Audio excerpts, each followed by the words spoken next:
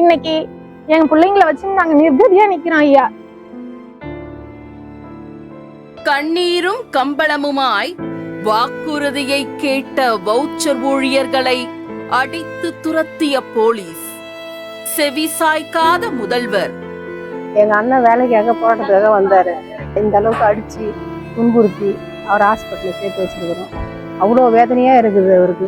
அவர் எந்த அளவுக்கு துடிக்கிறாருன்னு நான் கண்ணாட போய் பார்த்துட்டு வந்தேன் ஹாஸ்பிட்டலில். தலையில கண்ணுல முகம் ஃபுல்லா மாறி போயிருக்குது அவருக்கு. நாங்க வெறும் 3500 சம்பளத்தை என் கணவர் இன்னைக்கு சம்பளம் ஏற்றுவாங்க, நாளைக்கு சம்பளம் ஏற்றுவாங்க, இப்ப நம்ம முன்னேறிடுவோம், அப்ப நம்ம வாழ்க்கை நல்லா இருக்கும், இப்படி சொல்லி சொல்லி சொல்லி அவர் இறந்தே போயிட்டாங்க. இன்னைக்கு எங்க பிள்ளைங்களை வச்சு நாங்க நிர்கதியா நிக்கிறோம் ஐயா.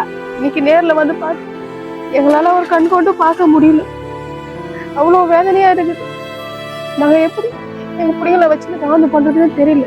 உங்ககிட்ட எங்க குறைய சொன்னா தீரோன்ற முறையில தான் நாங்க உங்களை சந்திக்கிறதுக்கு கூட்டம் கூட்டமா வரோம் ஐயா. இந்த மாதிரி போலீஸை விட்டு அடிச்சு ஆர்ப்பாட்டம் பண்ணி பொம்பளைங்க மெஞ்சில மெரிச்சு நாங்களாம் இறந்துட்டோம்னா எங்க பிள்ளைங்க எங்க போவாங்க?